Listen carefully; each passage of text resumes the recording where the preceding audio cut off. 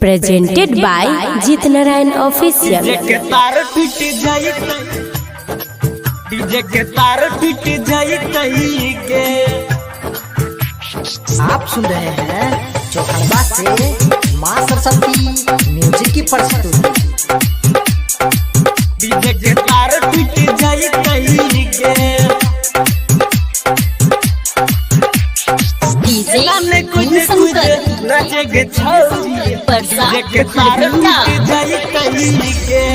हिलै छो तोहर गजबे कमरिया गजबे कमरिया गजबे कमरिया हे गई हिलै छो तोहर गजबे कमरिया देखैला तोरा आई जुटलो नगरिया डीजे वाला लुट जइतै गे एना ने कूद कूद नाचे गे छौरी डीजे के तार टूट जइतै गे एना ने कूद कूद नाचे गे छौरी डीजे के तार टूट जइतै गे एना ने कूद कूद नाचे गे छौरी डीजे के तार टूट जइतै गे हिलै छो तोहर गजबे कमरिया देखैला तोरा आई जुटलो नगरिया डीजे वाला लुट जइतै गे एना ने कूद कूद नाचे गे छौरी डीजे के तार टूट जइतै गे एना ने कूद कूद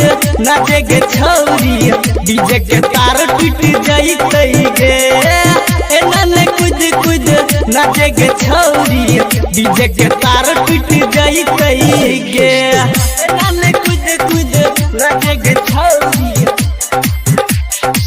डीजे के तार टूट जइतै गे। आप सुन रहे हैं चौखंबा से मां सरस्वती म्यूजिक की प्रस्तुति। एना ने कूद कूद नाचे गे छौरी डीजे के तार टूट जइतै गे।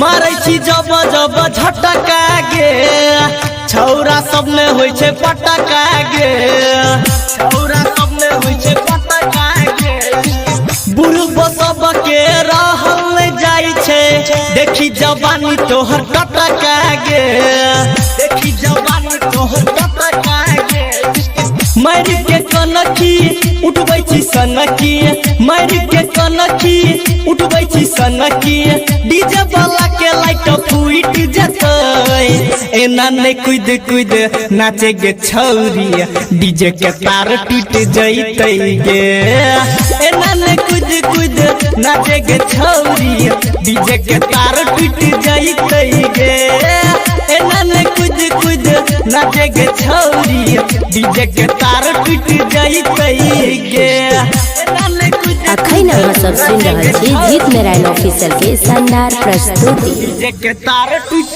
जइतै गे। आप सुन रहे हैं चौखंबा से मां सरस्वती म्यूजिक की प्रस्तुति। एना ने कूद कूद नाचे गे छौरी डीजे के तार टूट जइतै गे।